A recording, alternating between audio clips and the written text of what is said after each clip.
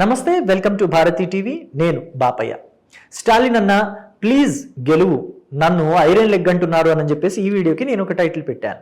YSR Congress party మహిళా నేత, fire బ్రాండ్గా ఆ పార్టీలో గుర్తింపు తెచ్చుకున్న నేత, మాజీ మంత్రి, మాజీ ఎమ్మెల్యే, సినీ నటి రోజా ఎంకే స్టాలిన్ అంటే డిఎంకే పార్టీ అధినేత, ప్రస్తుత ఆపద్ధర్మ తమిళనాడు ముఖ్యమంత్రి ఎంకే స్టాలిన్ ని బ్రతుల్ని ఆడుకుంటోంది. అన్నా నువ్వు ప్లీజ్ నువ్వు గెలువు, డిఎంకే పార్టీని మళ్ళీ అధికారంలోకి తీసుకురా, లేదంటే నాకు ఐరన్ లెగ్గు అనే ముద్ర శాశ్వతంగా పడిపోతుంది అని చెప్పేసి బ్రతుల్ని ఆడుకుంటున్నట్టుగా నేను థంబ్నెయిల్లో కూడా పెట్టాను. సో ఎందుకు అలా పెట్టాల్సి వచ్చింది అంటే, వైఎస్ఆర్ కాంగ్రెస్ పార్టీ మహిళా నేత రోజా ఎప్పుడూ కూడా నోటి దుర్గంధంతోనే ఉంటారు. అంటే నోటి దుర్గంధం అంటే ఆవిడేదో పళ్ళు తోముకోకపోవటమా, లేకపోతే ఆవిడకేదైనా చిగుళ్ళ సమస్య ఉండటమా కాదు. ఎప్పుడూ నోరు తెరిస్తే బూతులే. ఆవిడ నోరు తెరిచిందంటే గట్టు తెగిన మురుక్కారం ఎంత గబ్బు కొడుతుందో ఆవిడ మాటలు కూడా అంతే గబ్బు కొడుతూ ఉంటాయి. సో ఎప్పుడు కూడా పర్సనల్ గా అటాక్ చేస్తూనే ఉంటారు. పవన్ కళ్యాణ్ని కావచ్చు, నారా లోకేష్ని కావచ్చు, చంద్రబాబు నాయుడిని కావచ్చు, పర్సనల్ గా అటాక్ చేసి నానా బూతులు మాట్లాడుతూ ఉంటారు. అదేంటి మీరు అలా బూతులు మాట్లాడతారంటే, చిత్తూరు జిల్లాలో ఇది చాలా కామన్ అని కూడా చెప్తూ ఉంటారు. అయితే ఆవిడ ఇలా బూతులు మాట్లాడటం, లేకపోతే పర్సనల్ గా అటాక్ చేయటం అనేది ఇవాళ కొత్తగా చేస్తోంది కాదు. ఆవిడ తెలుగుదేశం పార్టీలో ఉన్నప్పుడు కూడా ఇలాగే అటాక్ చేసేవాళ్ళు. పర్సనల్ గా అటాక్ చేయటం అంటే, ఇప్పుడు మీకు గుర్తు చేయాలంటే, రాజశేఖర రెడ్డిని పంచెలు తీసుకొట్టండి, పంచెలు ఊడిపోయేలాగా పరిగెత్తించి కొట్టండి అని చెప్పేసి అన్నారు. సో అలా మాట్లాడుతున్నారు కాబట్టి ఆవిడకి అప్పట్లో కాంగ్రెస్ పార్టీ మహిళా నేత గంగా భవాని ఐరన్ లెగ్ అని చెప్పేసి ఒక బిరుదు తగిలించింది. ఏ ముహూర్తాన గంగా భవాని రోజాకి ఐరన్ లెగ్ అని పేరు పెట్టిందో గానీ అప్పటి నుంచి కూడా ఆ పేరు శాశ్వతం అయిపోయింది. ఎందుకు ఆవిడ ఆ పేరు పెట్టిందని కూడా మనం ఇక్కడ చెప్పుకోవాలి. ఎందుకంటే ఆవిడ 2004 ఎన్నికల్లో తెలుగుదేశం పార్టీలోకి ఎంటర్ అయింది. 2004 ఎన్నికల్లో తెలుగుదేశం పార్టీ నుంచి ఆవిడ పోటీ కూడా చేసింది. ఆ టైంలోనే 2004 ఎన్నికలకి ముందే చంద్రబాబు నాయుడు అలిపిరి యాక్సిడెంట్కి గురయ్యారు. ఆయన చావు వరకు వెళ్ళి వెనక్కి వచ్చారని చెప్పుకోవాలి. ఇక ఆ తర్వాత 2004లో ఆవిడ ఓడిపోయింది, పార్టీ కూడా ఓడిపోయింది. తెలుగుదేశం పార్టీ నుంచి పోటీ చేసింది కదా, మరి ఆవిడ ఐరన్ లెగ్ వల్లే ఓడిపోయిందని చెప్పేసి కాంగ్రెస్ పార్టీ వాళ్ళు అప్పట్లోనే అనేవాళ్ళు. సో ఆ తర్వాత 2009లో కూడా తెలుగుదేశం పార్టీ నుంచి పోటీ చేసింది. తెలుగుదేశం పార్టీ అలా మార్జిన్ వరకు వచ్చింది, గెలుపు అవకాశాలు కూడా ఉన్నాయి అనుకున్న టైంలో ఓడిపోయింది. అందుకు కూడా రోజా ఐరన్ లెగ్గే కారణం అన్నారు కాంగ్రెస్ పార్టీ వాళ్ళు. ఆ తర్వాత 2009 ఎన్నికలు అయిపోయిన తర్వాత రాజశేఖర రెడ్డి సమక్షంలో రోజా కాంగ్రెస్ పార్టీలో చేరాలని చెప్పేసి వెళ్ళింది. అంటే ముహూర్తం ఫిక్స్ చేసుకున్నారు, అధికారికంగా జాయిన్ అవటం ఒక్కటే తరువాయి. ఆల్రెడీ వెళ్ళి రాజశేఖర రెడ్డిని కలిసి గులాబీ పూల గుచ్చం ఒకటి ఆయనకి ఇచ్చి వచ్చింది. ఆ తర్వాత కొన్ని రోజులకి ఆయన చనిపోయారు, యాక్సిడెంట్ లో ఆయన పోయారు. ఇక ఆ పేరు శాశ్వతంగా ముద్రపడిపోయింది. ఈ ఐరన్ లెగ్ కాంగ్రెస్ పార్టీలోకి వచ్చింది, రాజశేఖర రెడ్డిని మింగేసింది అని చెప్పేసి కాంగ్రెస్ పార్టీ వాళ్ళే ఇంకా ఎక్కువగా విమర్శించడం మొదలుపెట్టారు. ఆ తర్వాత జగన్మోహన్ రెడ్డి దగ్గరికి వెళ్ళింది. జగన్మోహన్ రెడ్డి కాంగ్రెస్ పార్టీని ఎదిరించి సొంత పార్టీ పెట్టుకున్నారు కదా, వైసీపీ అని, వైఎస్ఆర్ కాంగ్రెస్ పార్టీ అని. ఆ పార్టీలోకి వెళ్ళగానే జగన్మోహన్ రెడ్డి జైలుకి వెళ్లారు. 16 నెలలు బయటకు రాలేదు. తీరా చూస్తే 2014లో ఆయన పోటీ చేశారు. వైఎస్ఆర్ కాంగ్రెస్ పార్టీ నుంచి రోజా కూడా పోటీ చేసే అవకాశం కల్పించారు. రోజా గెలిచింది, వైఎస్ఆర్ కాంగ్రెస్ పార్టీ ఓడిపోయింది. రోజా కూడా ఎంత మెజారిటీతో గెలిచింది? కేవలం 450 ఓట్లు, 550 ఓట్లతో గెలిచింది. నా అన్నలు గెలిపించారు నన్ను, నా తమ్ముళ్ళు గెలిపించారు, నా వాళ్ళు గెలిపించారని వాళ్ళందరినీ వాటేసుకుని ఏడ్చింది. కానీ ఆ తర్వాత వాళ్ళని ఏడిపిస్తుంది. ఇప్పుడు 2019 ఎన్నికల్లో కూటమి సునామీలో మళ్ళీ రోజా గెలిచింది, వైఎస్ఆర్ కాంగ్రెస్ పార్టీ కూడా అధికారంలోకి వచ్చింది. నన్ను అందరూ ఐరన్ లెగ్ అన్నారు, నాది ఐరన్ లెగ్ కాదు గోల్డెన్ లెగ్ అని చెప్పేసి రోజా మళ్ళీ మాట్లాడింది. తీరా చూస్తే జగన్మోహన్ రెడ్డి ఏ స్థాయిలో ఉండే వ్యక్తి ఏ స్థాయిలోకి పడిపోయాడు, అంతా రోజా ఐరన్ లెగ్ మహిమే అని చెప్పేసి మాట్లాడారు. ఎందుకంటే ఆయన తీసుకునే నిర్ణయాలు, ఆయన తీసుకునే ఫెయిల్యూర్ నిర్ణయాలన్నీ కూడా రోజా ఐరన్ లెగ్ వల్లే. ఆవిడ్ని ఏపీఐఏసీ చైర్పర్సన్ చేశారు, ఆ తర్వాత మంత్రివర్గంలోకి తీసుకున్నారు.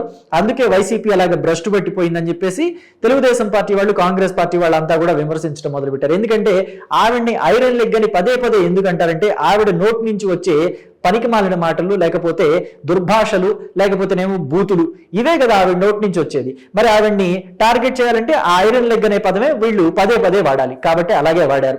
సో ఇక చూస్తే ఆవిడ వరల్డ్ కప్ గెలుస్తుంది, వన్డే వరల్డ్ కప్ గెలుస్తుంది అని చెప్పేసి ఇండియా టీంకి శుభాకాంక్షలు ముందుగానే చెప్పింది.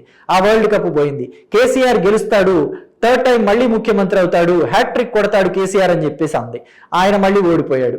ఆ తర్వాత జగన్మోహన్ రెడ్డి ఖచ్చితంగా గెలుస్తాడు, వై నాట్ 175 అని చెప్పేసి మాట్లాడింది. ఆయన ఓడిపోయాడు. 2024 ఎన్నికల్లో ఆవిడ కూడా ఓడిపోయింది.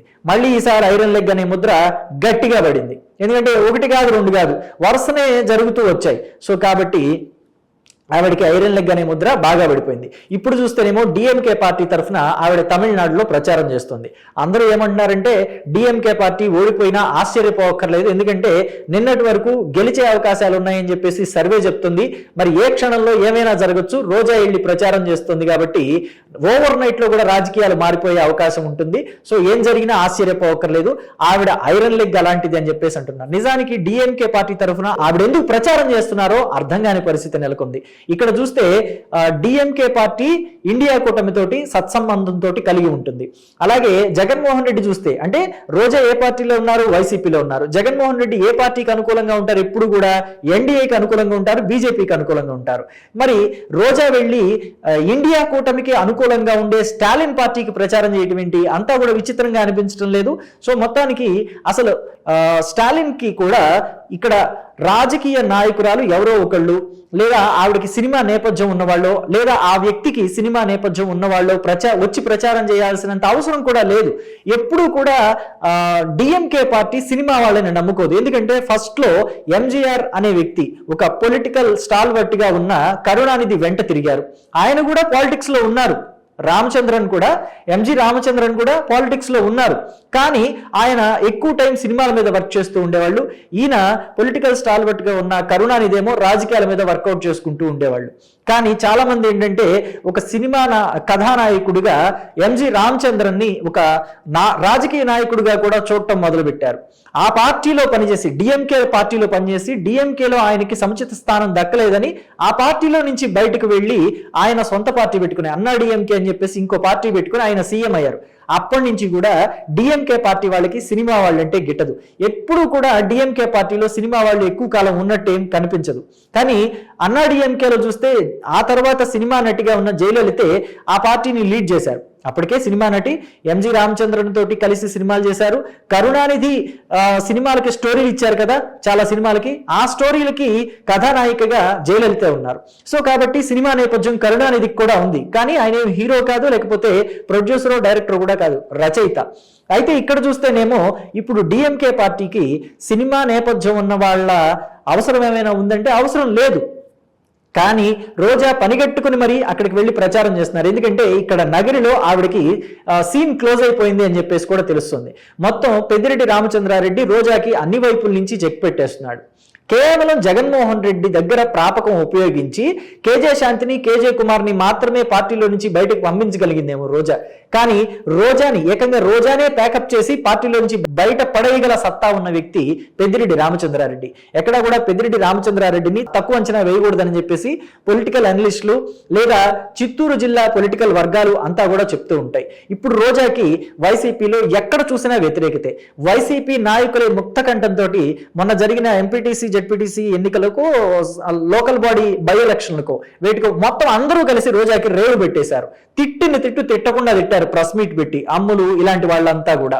సో రెడ్డివారి చక్రపాణి రెడ్డి, అమ్ములు ఇలాంటి వాళ్ళంతా కూడా ప్రెస్ మీట్ పెట్టి తిట్టకుండా తిడితే ఆవిడ నోరెత్తలేదు. ఎవరెవరి దగ్గర ఎంత డబ్బులు తీసుకుంది, ఆవిడ పరిస్థితి ఏంటి, నగరికి వచ్చినప్పుడు ఆవిడ ఎలా బిహేవ్ చేసింది, ఆ తర్వాత ఆవిడ బిహేవియర్ ఎలా మారిపోయింది, ఇలాంటివన్నీ కూడా ఏకరువు పెట్టి రేవెట్టేశారు. అయినా రోజా ఎక్కడ తర్వాత రోజు మళ్ళీ ప్రెస్ మీట్ పెట్టి నేను అలా చేయలేదు, నేను ఎవరి దగ్గర డబ్బులు తీసుకోలేదు, నేను ఏ అవినీతికి పాల్పడలేదని రోజా ఒక్క మాట కూడా మాట్లాడాల. అంటే వాటిని అన్నింటినీ యాక్సెప్ట్ చేసినట్టే. మళ్ళీ పైగా రోజాకి ఇంకొక వైపు నుంచి ఆడుదాం ఆంధ్ర కేసు కూడా వెంటబడుతుంది. అయితే ఆ కేసులో ఆవిడ్ని ఇప్పటి వరకు అరెస్ట్ చేయకపోవడానికి కారణం, ఆడుదాం ఆంధ్రాకి సంబంధించి అప్పట్లో క్రీడా శాఖ ముఖ్య కార్యదర్శిగా ఉన్న వ్యక్తి ఇప్పుడు చంద్రబాబు దగ్గర డైలీ ఆయనకి బ్రీఫింగ్ ఇచ్చే ఐఏఎస్ ఆఫీసర్ గా ఉన్నారు.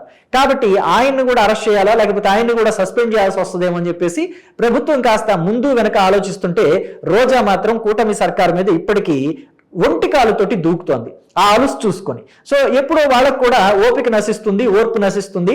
ఆయన్ని తీసి ఇంకొక బ్రాంచ్లో పెట్టి ఇంకొక పోర్ట్ఫోలియోలోకి ముఖ్య కార్యదర్శిగా నియమించేసి ఈయన్ని వాళ్ళందరి మీద కూడా రోజాతో పాటు ఆ అధికారులు ఎవరైతే ఉన్నారో, ఐఏఎస్ అధికారులు కావచ్చు, ఐపీఎస్ అధికారులు కావచ్చు, లేకపోతే పొలిటికల్ నాయకులు కావచ్చు, అంటే బైరెడ్డి సిద్ధార్థ రెడ్డి లాంటి వాళ్ళు ఎవరైనా ఉండనివ్వండి, ఆడుదాం ఆంధ్రలో అవినీతి చేసిన వాళ్ళందరి మీద యాక్షన్ తీసుకుందామని డిసైడ్ అయిపోతే రోజా పని క్లోజ్. పైగా ఇంకొకటి ఏంటంటే ఇక్కడ రోజాని తీసేసి వైఎస్ఆర్ కాంగ్రెస్ పార్టీ తరఫున నగర నియోజకవర్గంలో ఎవరిని నిలబెట్టినా గెలిపించుకుంటాం, రోజాని పెడితే మాత్రం వైసీపీ వర్గాలే ఓడిస్తామని చెప్పేసి వైసీపీ వాళ్లే బాహాటంగా చెప్తున్నారట.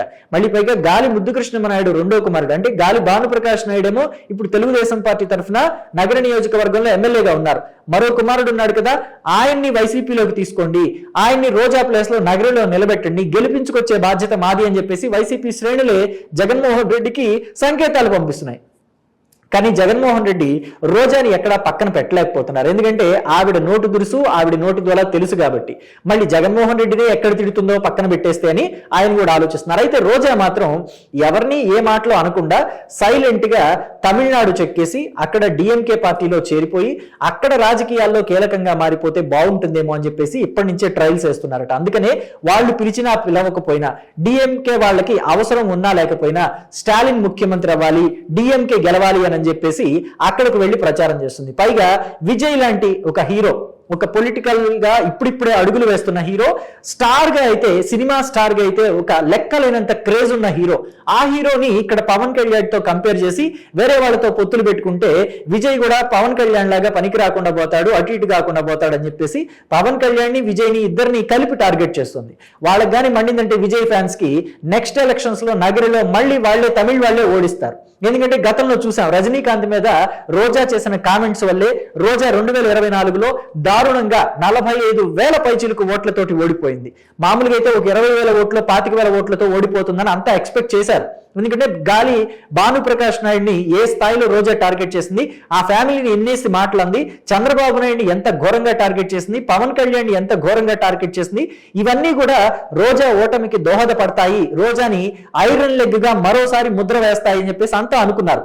కానీ 45,000 పైచిలకు ఓట్లతోటి రోజా ఓడిపోతానికి మెయిన్ కారణం ఇవన్నీ అయితే వాటికి తోడు రజనీకాంత్ ని కూడా నోరు పడేసుకోవటం.